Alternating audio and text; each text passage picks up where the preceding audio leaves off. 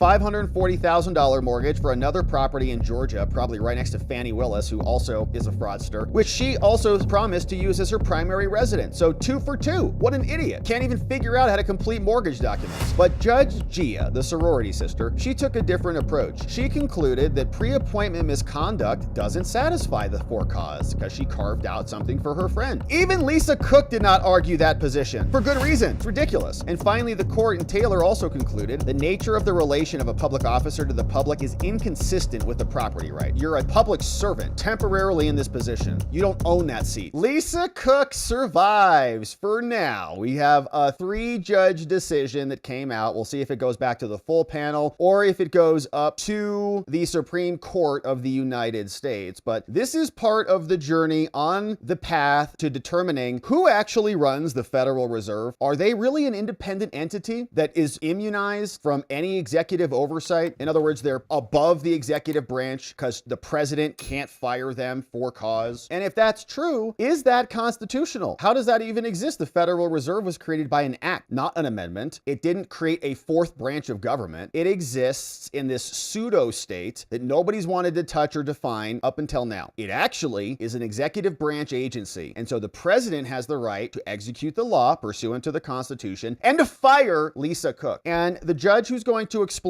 this appropriately to us is Judge Katsas in the dissent on this decision that has now come down from the District of Columbia Court of Appeals in the Lisa Cook case. Trump fired her for cause. He has the right to do that. And the cause is discretionary up to the president as codified by congressional statute. So here's what they wrote. What we're going to do now is say that the motion for a stay is denied. Okay, so Judge Gouveia, her sorority sister at the lower level court below, they kind of, I guess dedicated to each other for life because of their sororityness, pledged. She said she can have her job back because her mortgage fraud is not for cause. It happened before and you can do whatever you want. You can commit any types of frauds or crimes or murder anybody or whatever. As long as Congress doesn't catch you and you get through and you discover it after the fact, you're good. You're immunized is what Judge Gouveia had to say. Now, they asked for a stay. That has been denied. And here's what they're telling us. These are 2 lib judges, Childs and Garcia. They said,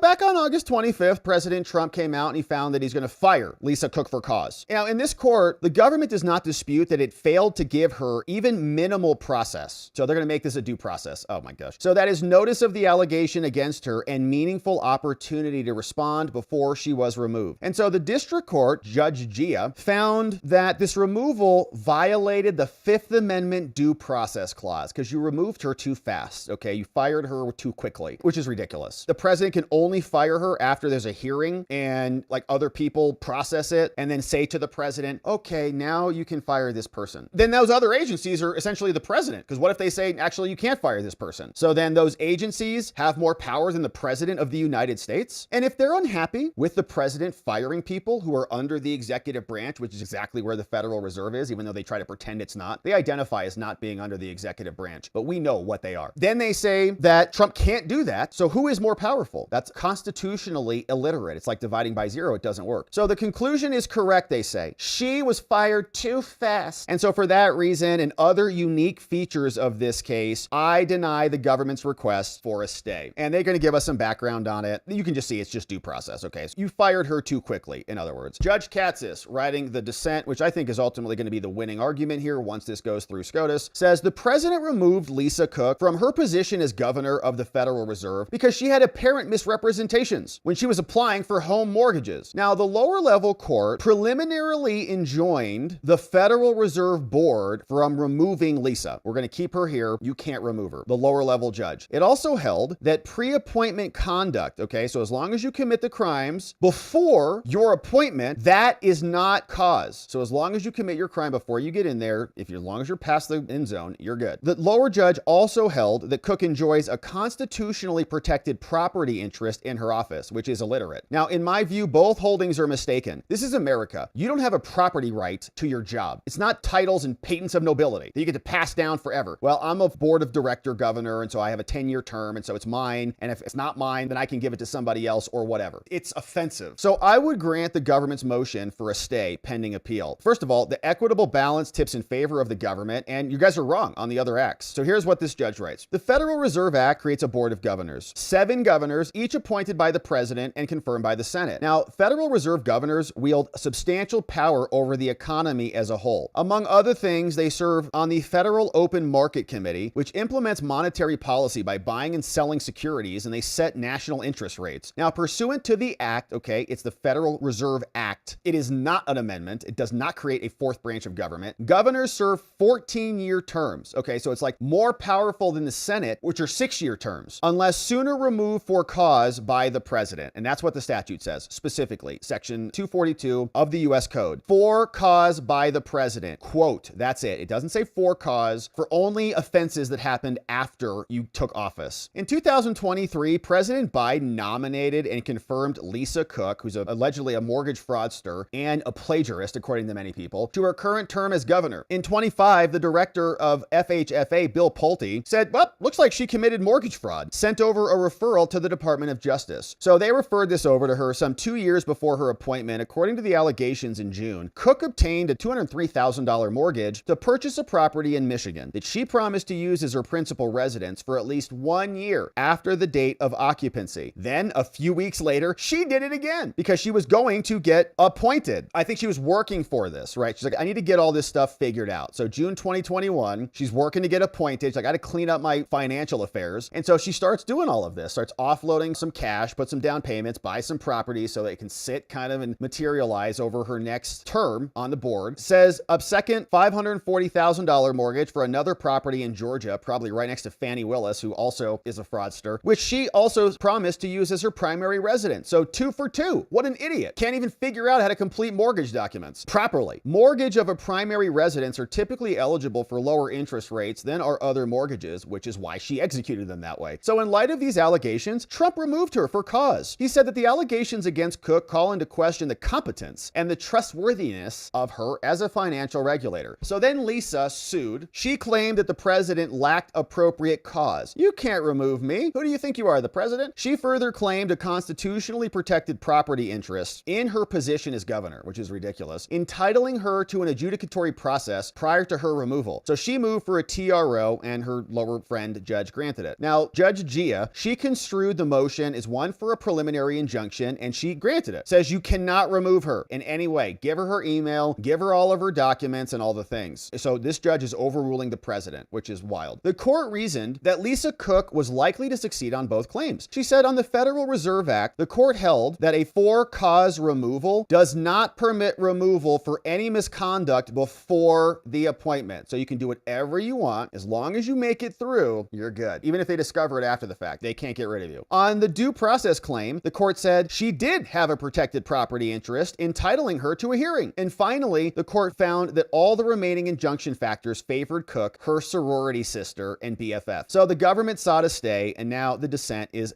analyzing this. They say the government is actually going to win. Gouveia and these other judges are dead wrong. Cook first alleges that her removal violates the for-cause requirement in the law. Now, the government doesn't challenge the constitutionality of that requirement. They say, no, the only question that we need to answer is what does the words literally, okay, this is what the law says, quote, for cause. What does that mean? For cause. Does it mean for cause, but only for actions and activities that occurred after a person took their office? No, it doesn't say that at all. Does it say for cause, but only after a full hearing and notice and opportunity to be heard can the removal be effectuated? No, it doesn't say that at all. It says for cause. And if Congress wanted it to say those other things, they could have written it in there. And you know what? They could still write it in there. They could just go change it right now if they wanted to, because it's just an act. It's not even an amendment. So they can just go do it. If they're so unhappy with Trump and his removals, just go change it. And then he can't remove anybody again, except for your stupid things. Of course, that would be unconstitutional, okay? Because they know that. That's why they didn't put it in there, because it is the president. If you say the president is subject to certain requirements and certain limitations that are not constitutionally mandated, okay, by some act of Congress, now you're stepping into separation of powers problems because you're making somebody else superior to the president. Somebody else has decision-making abilities that are greater and beyond the president. Now, the act does not provide governors with a statutory cause of action for challenged removals. So the act doesn't say, well, if you are removed, you can have this recourse. Congress will set this up for you. And by the way, a lot of these other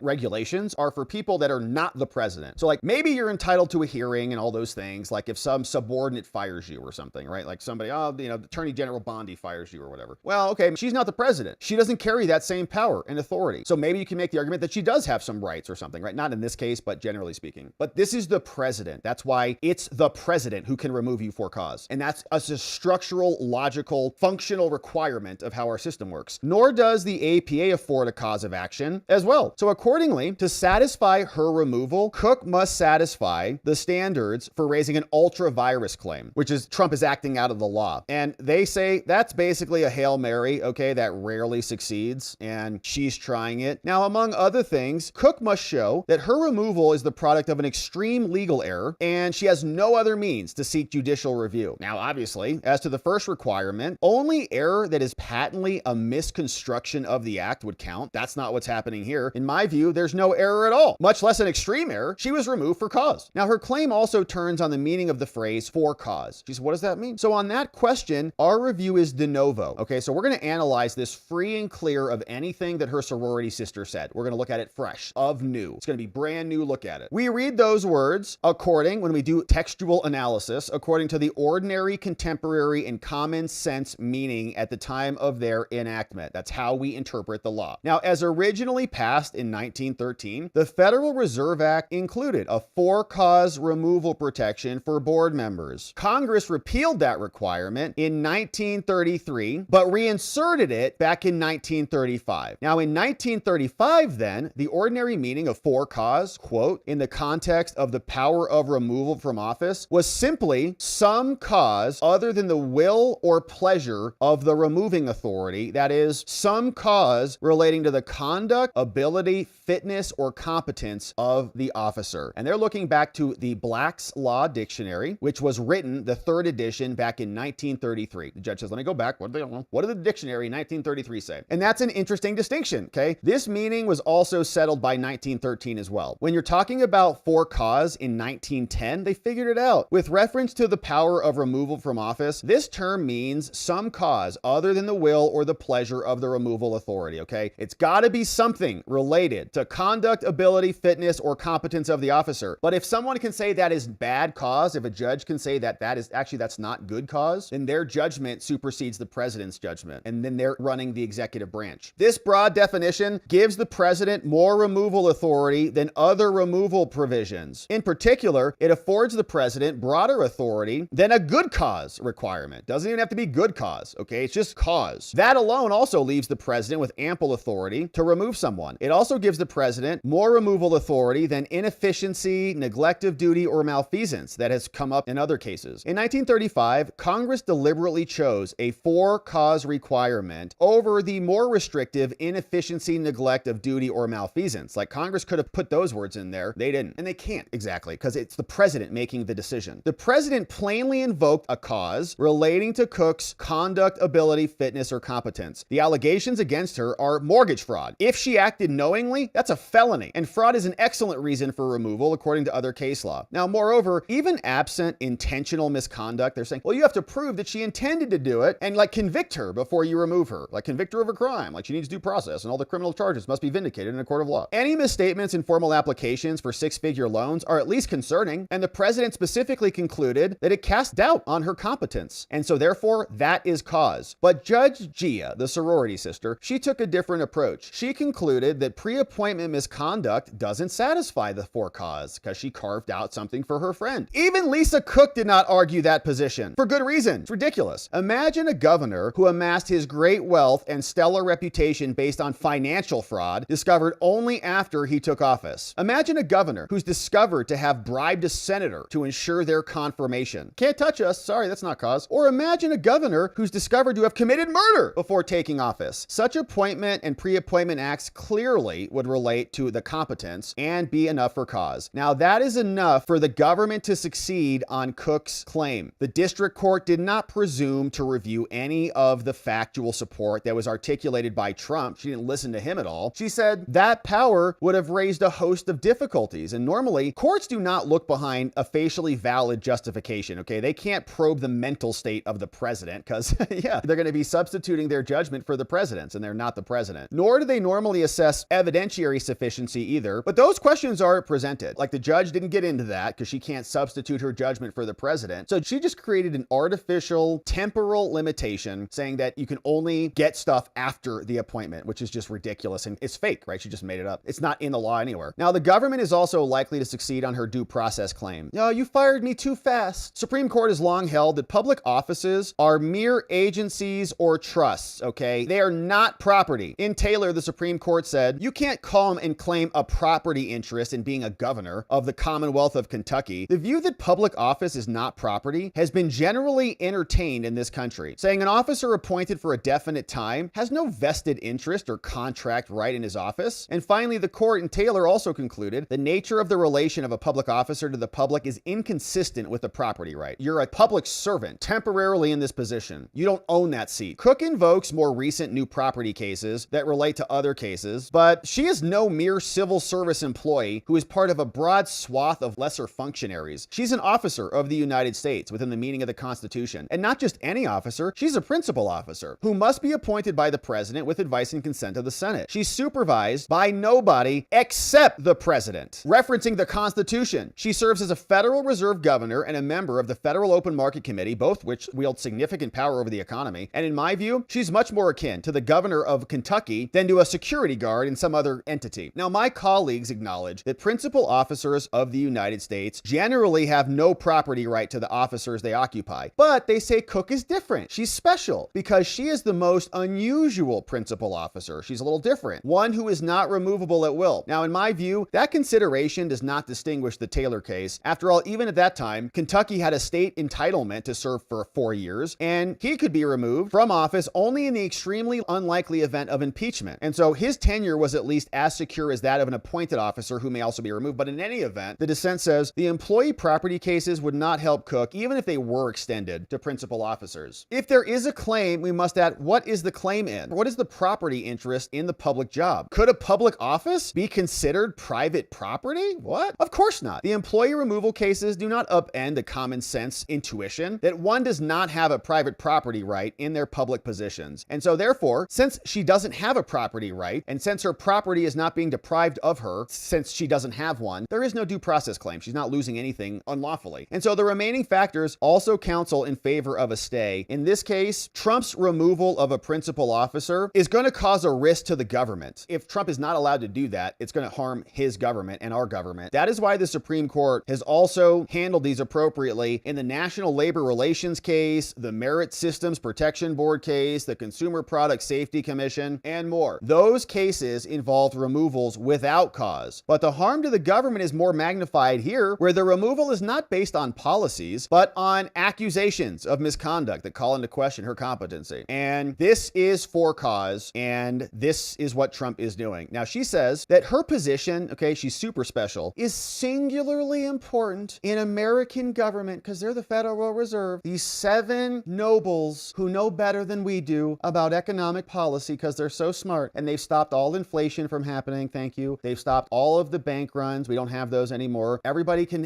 have affordability. We have no homes are available in plenty for everybody. We have no bubbles and busts anymore since 1913. It's all been perfect. And they're singularly important. We know it's hogwash. In Collins, the Supreme Court declined to peg the merits to removal, to individualized assessments and more. But my colleagues in the majority, they suggest that the nature of Cook's claims diminishes the importance of the government's interests. So her claims are more important than the government's, but nothing distinguishes this case from the other removals. Yeah, baby. Wilcox and Boyle. They're all high-ranking officials. The Federal Reserve is not special. And so for these reasons, this judge dissents. And we're going to keep our eye on this one because I'm certain that Trump will appeal this to the Supreme Court. I'm sure that this will be coming very soon, but we'll keep our eye on this one, my friends, and see what we can do to get rid of the Federal Reserve's independent power, whatever that means. As this case progresses, we appreciate you subscribing, and we'll see you back here on the next one.